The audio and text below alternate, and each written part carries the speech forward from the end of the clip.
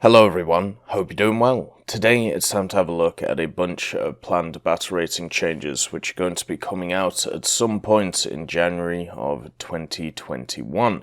Now you can go to the forums to discuss these, so if you believe certain ones, should be there, or if you believe certain ones are wrong, make sure to, put in your 2 cents when it comes to the forums. I'll leave the link in the description so you can have a look at the battle rating changes for yourself and get involved in the conversations and understand. I'm going to break this down in 2 ways. So the first one is we're going to be covering a realistic, ground realistic, and naval arcade. Then there's going to be 2 separate videos. So this one will be based on the aviation changes, and then the next video will be looking at the ground vehicles and also the fleet changes. The reason for this is because there's more aviation changes than ground and fleet vehicles. It's much easier just to set them up like that instead of doing them in one big video. So let's get started. The first one is the Key 21 one high, and this one's a kind of a weird change going up to 2.0. The gift vehicle, the high, has been, well, sat there for an incredibly long time. It's been at 1.7 for a very, very long time, and it's just an average bomber. It's basically the same as the standard Key 21, just has a few more guns on it. And I don't think those guns are really doing anything crazy. So this might be because of the fact it was added back into the game through the trophy system, the battle trophy system in the Warbond shop. Therefore, it's getting more play being seen. Therefore, it's doing a little bit better than before. But generally, it's a low-tier bomber, and these low-tier bombers, their BRs have never made sense to me. The fact is, if you have a look at the Farman, the F-2222222 and the NC-22223, the fact that those 2 vehicles are now lower BR than the Key 21 is ridiculous. Those 2 vehicles can end the game if you even have 2 or 3 of them, where the Key 21 definitely can't. So this BR going up doesn't really mean too much to me. It won't really change the vehicle at all. It will just mean that it will be able to do what it just did before. The SB2M103 MV3 is also going down to 2.0 as well. If you've never played the SB2M bombers, they're actually a lot of fun. They generally are pretty good. It's kind of sad that they removed a few of them from the game a very long time ago now, like 5 or 6 years ago.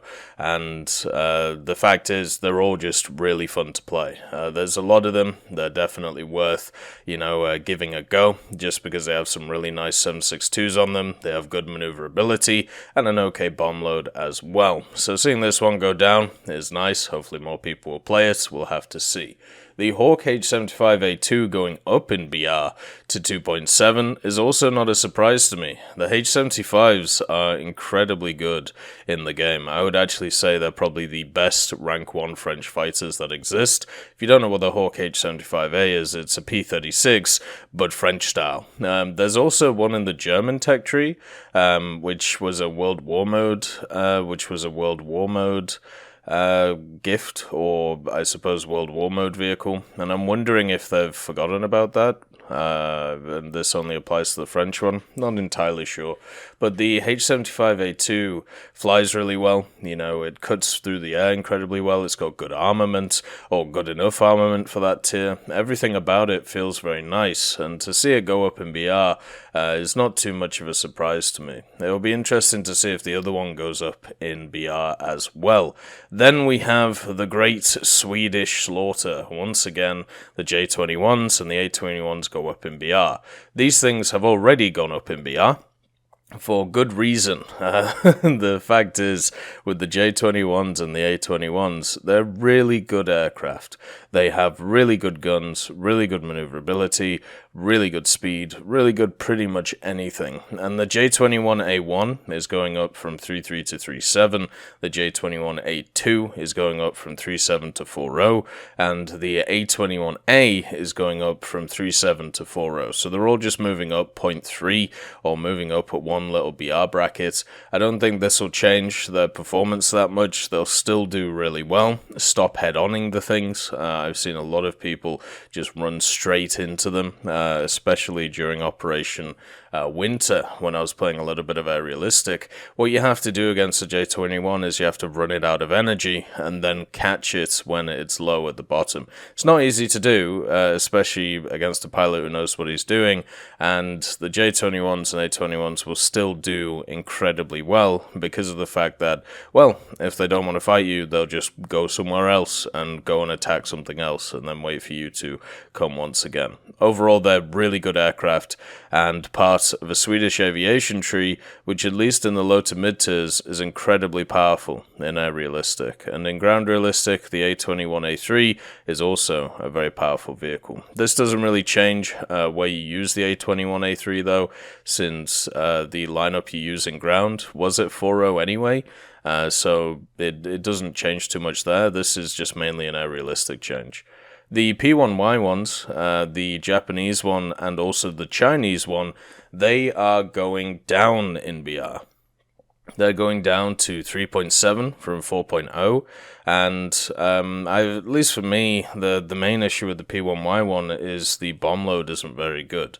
The bomb load you get is basically 2 500s, and that, if you compare it to pretty much every other bomber which is at that BR, is just not good at all. So it's only really useful in ground realistic, and this actually helps it quite a lot in ground realistic, at least for the Chinese one, because now you can run it with the 3.7 lineup instead of having to up-tier that 3.7 lineup with the other lineup. So that's really good. You know, that's really nice to see. The other thing as well about the P1Y one is its guns are just really annoying to use. There's a trend with a lot of these Japanese bombers, because it is obviously Japanese on origin, where their back gunner, their dorsal turret gunner, let's call it, it angles upwards, so therefore you can't shoot behind you, so therefore you can't really cover behind you. And that means that you have this pretty powerful gun. You know, it's normally a 20mm on a lot of these machines, but you aren't able to hit any of the targets which are actually coming after you, and that's a real problem. So seeing it go down, it's probably due to the fact that its bomb load is very lacking, and also as well it's lost a lot of its usefulness because you don't really get Pacific maps anymore, so you can't use stuff like the torpedo. I've only seen one Pacific map while I was playing a lot over the last year or so, and that was Guadalcanal, which I was able to use the torpedo quite effectively on.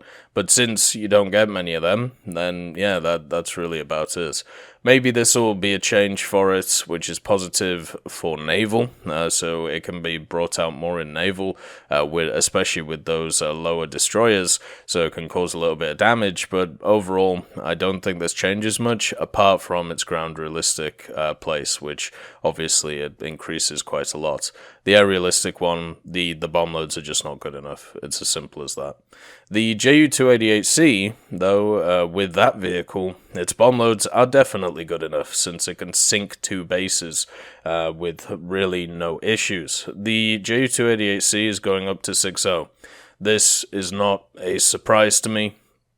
The Ju-288C has always been able to trade incredibly well as a vehicle. It's one of those vehicles I call the turn-off brain and play vehicles. If you want to grind without really thinking, you know, stick on a podcast or stick some videos on, and then you can just sit there and just play and hit bases and then go back to base and then do it again. And if you get attacked, well, you just smash people with the 120 you have on the back.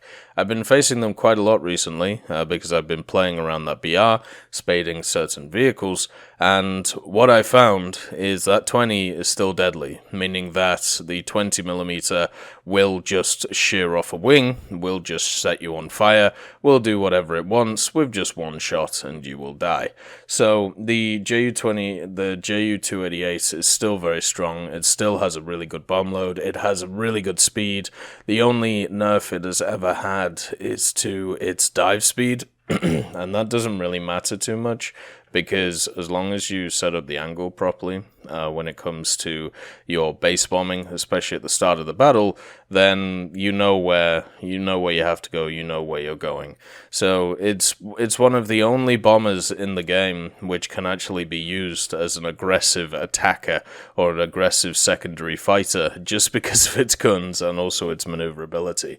So to see it go up is really not a surprise at all. It's a very effective bomber, and not just in aerialistic, but also in ground and also in naval.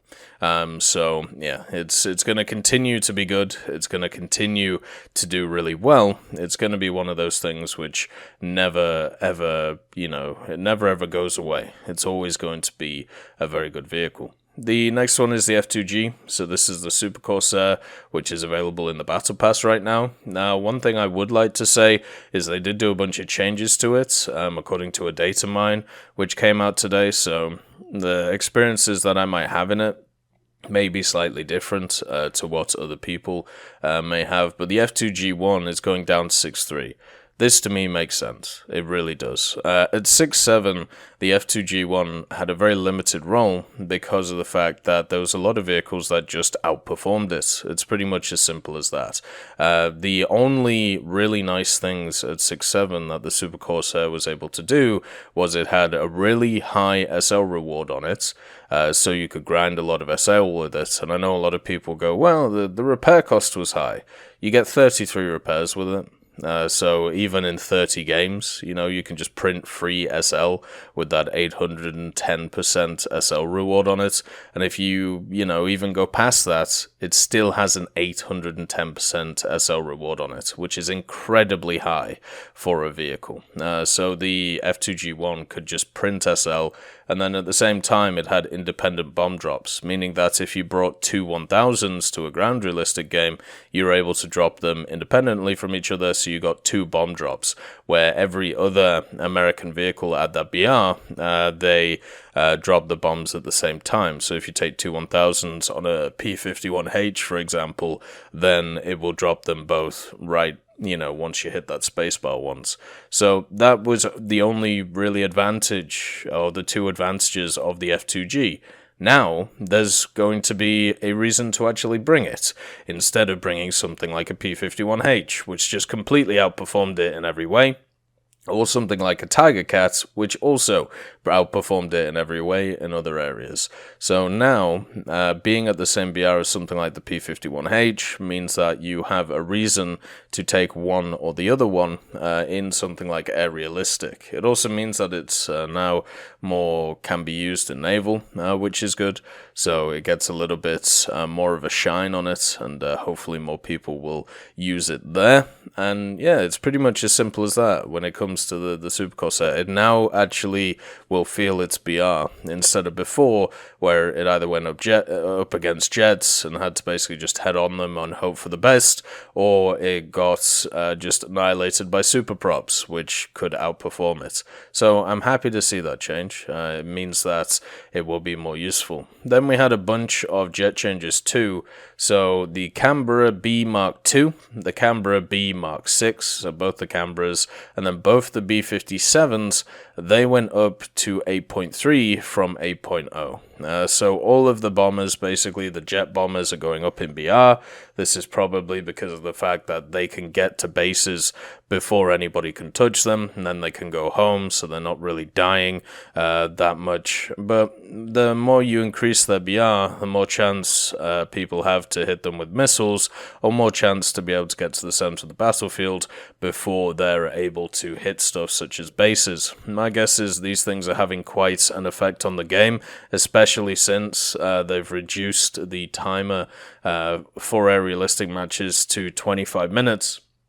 It pretty much means that one or two bomb drops with these things can make a huge difference to a game. You can just drop at least one set and then just climb to space. And then if nobody can find you, then all you have to do is survive 25 minutes, and there you go.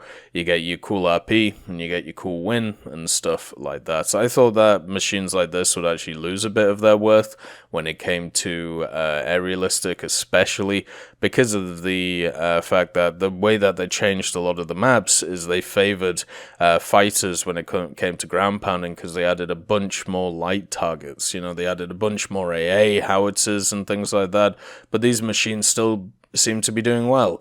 So yeah, it's pretty much as simple as that. I don't see how useful these things are in ground realistic. I never really see them used. I try and use the B-57B just because of its 8 1,000 pounders, but even then you just get shredded by AA because you're a massive target. So this must be a change which is just predicated on air realistic and people AFKing and dropping their bombs and then going back to the base. And that's, I suppose, the issue with these bombers. You know, you're never going to be able to deal with them properly unless people start going along the lines of, you know, where they go and hit the bases from. The airborne doesn't help either, and never will. The Yak-23, so the Yak-23 goes up to 8.3, and this really surprises me. I really enjoy the Yak-23 when it comes to ground realistic. I think it's a really fun air superiority fighter, but that's really about it. It can't actually do anything on the ground, but because you're confined to fight in that like little area with the Yak-23, it means that you can bully a lot of stuff from an air-to-air point of view. The problem with air realistic, though, is if you know how to fight a Yak-23 with a lot of planes around 8.0 or 8.3, you end up getting dived on a lot, and you know, the Yak-23 just has to just keep spinning and keep spinning and keep spinning and hope eventually that the enemy will overshoot and you'll be able to get some shots off, or, you know, you basically have to drag them towards a base to try and get some AA hits on them. So the Yak-23 is quite a fun vehicle to use, but it already had its issues at 8.0 when it came to the power of the engine.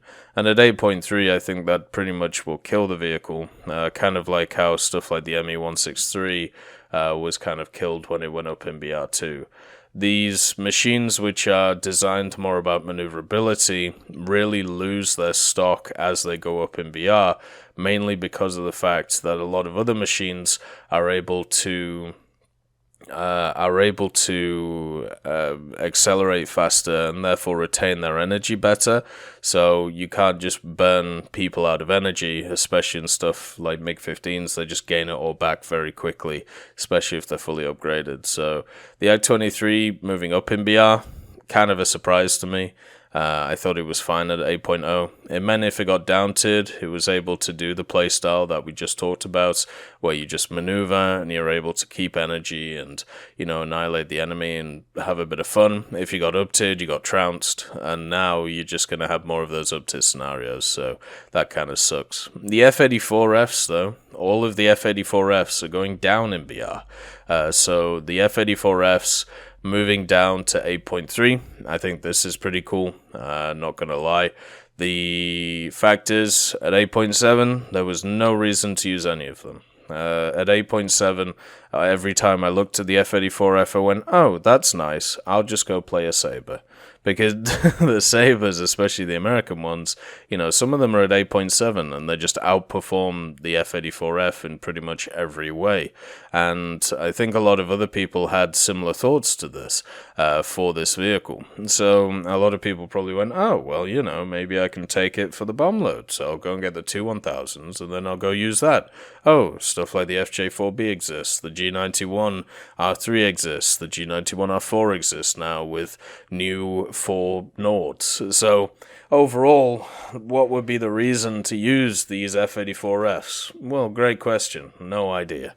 So moving them down to 8.3, they now actually have a bracket. They now actually have a reason to play these things, and I'm definitely going to give them a go. They seem like pretty cool vehicles. I've enjoyed a lot of the F-84s over the years. Just finished spading all of them before last update, so to have some new ones is always nice, and I'm happy to see that, you know, they're here. So yeah, now that there's an impetus for people to play them, because you can't just do a straight comparison with another vehicle and just be like, well, yeah, that one is just directly better, so why would I not play that one? The next one is the Demon, the F3H-2. and that's going up to 9.7. So from 9.3 to 9.7, to be honest with you, I don't have too much thoughts on the Demon. I've faced it a lot. I've never seen one do well. They always just seem to loop because they think they have superior energy. You catch them at the loop because they're absolutely massive aircraft, and then you just shoot them.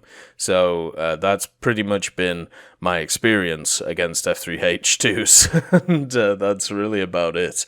So seeing it go up in BR, there must be something there that I'm missing, and I'm fine with that. You know, I do need to play it a little bit more. We'll see what goes on with it, but my guess is people are doing well in it, and maybe because it's outside of that top bracket of 9.7 to 10.7, maybe it was able to do well in the 9.3, 9.0, area, but now it's kind of outside, or it's now on the outer edge of that BR range, so we'll see what goes on with it. I'm sure there's just something that I'm missing generally when it comes to stuff like that. The J6A is moving down to 9.7.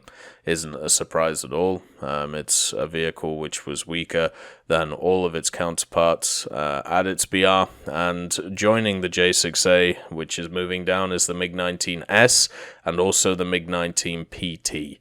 So all of these are going down to 9.7 from 10.0. The Q5A joins its brother at moving down to 9.7 too. Not a surprise at all, because of the fact that all it really added was some survivability, not really any killing power. And the Q5s, the Q5 BRs make no sense to me. They seem to be there just because of their engine, and that's about it. Because they're not there for their bomb loads. They're not there for their guns. Their guns are literally the same, or maybe not literally, but very, very similar to the ones that you find on the MiG-9, which is at like 7073.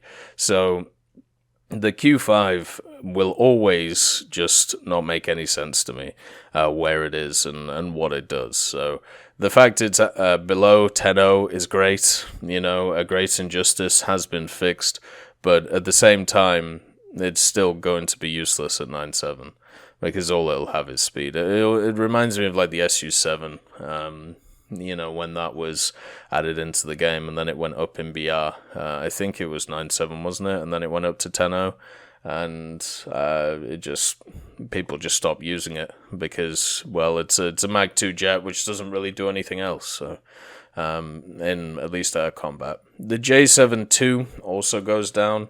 So it looks like they're trying to really help out a lot of these jets, trying to make it so they don't just get annihilated by 10.7s. And I think that's, you know, at least it's admirable. This means that all of these jets, which move down to 9.7, they now are parts of quantitative matchmaking, so for top tier. So what this means is if you're in a 10.7 to 9.7 battle, and you are the 9.7, you can only see most 4 10.7 vehicles. Like 25% of each team can only be 10.7 vehicles. This is something that they added, then removed, then added once again. So this should take off a lot of pressure from a lot of these vehicles which are at 9.7. It also means that you can't bully 8.7s that much because of the fact that there can only be 4 of you. I still will say that with jets, there is a massive difference between a 9.7 and an 8.7. It's kind of crazy. Whereas in ground, it's a little bit smaller. So, yeah, the top echelons of aviation are... there are 2 major crazy factors. So the first one is a stock vehicle versus a spaded vehicle. Those are completely different from each other, especially at the 10.0 to 10.7 range. And that's why I do think there should be adjustable BRs for those top vehicles. And at the same time, the other thing that is there is just the performance between vehicles which are 1.0 different from each other. So 10.7s to 9.7s, 9.7s to 8.7s, 8.7s to 7.7s, where you don't see this when it comes to ground. You know, in ground, it's a little bit more fair, at least in my opinion. So then the MiG-21 PFM, the event vehicle that came out of Operation Winter, that's gone down to 9.7. Is anybody surprised? No. We talked about this a lot, you know. If you've been watching the stream, or if you've been perusing the YouTube channel over the last few weeks, the MiG-21 PFM is a cool vehicle. You know, it's a MiG-21, so you know a lot of people get access to it, and it's a MiG-21, which is really cool. Like, you know, and it has access to some pretty cool guns, has access to some nice missiles, but at the same time, at 10.0, that means that you can get in full 10.7 games, and you just get trounced. And this happens every time an event vehicle like this comes out. It gets put at a BR, like 10.0 or 10.3, and then everybody looks at it and goes, huh, well, that's not a very good vehicle, and a lot of people are going to be spading that thing. Hey, you know what? I'm going to play the other side of the equation to try and spade my better vehicles, because I know that this part of the matchmaking is going to be really, really saturated. So you know what? I've got an F4E over here, and I've got a lot of the modifications for it. Oh, I've got this F4EJ. Hey, we should squad up together and pound these guys into dust. Wonderful, let's do it. And that's what they do.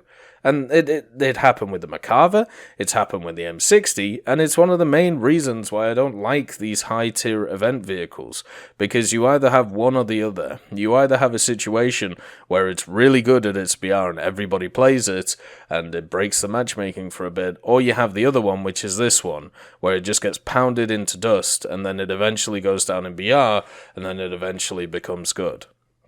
So yeah, it's just one of those situations once again. And, you know, at least for me, I could see it coming a mile off. And I'm sure when we get more high-tier event vehicles, exactly the same thing is going to happen again. Because I think this is pretty much the third time in a year, maybe the fourth time in a year that this has happened. I think it's 3 times so far.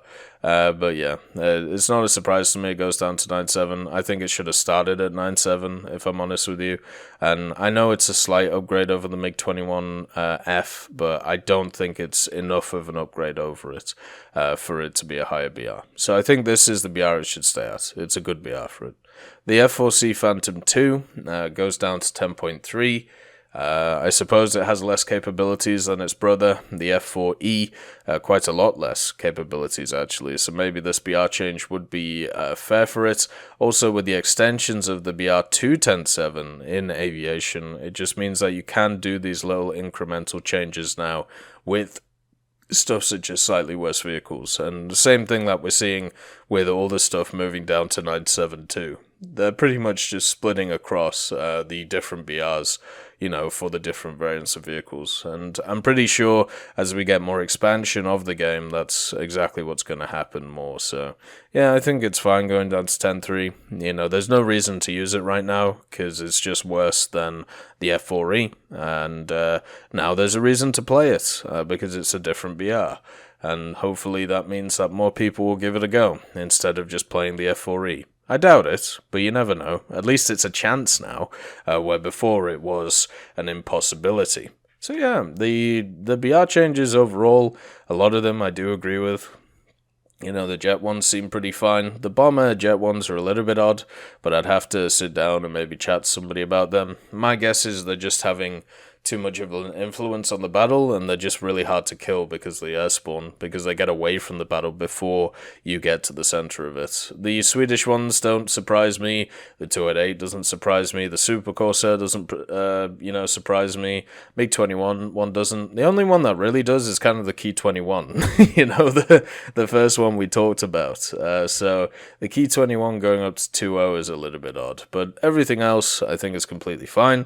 If you have any suggestions or thoughts, make sure to leave them in the comments. Do, read them, especially on these types of videos. And I hope you all have a wonderful day, and I will see you next time. I'd just like to thank Teddy, John Ryman, Universe, Conte Baraka, Trigger Hippie, Eugens Terry, Ambrosius McClellan, Daniel Stanton, Martinez, B. Young, Hosest Kishol, Hans, Bareen, and Samuel Schlick for supporting the channel.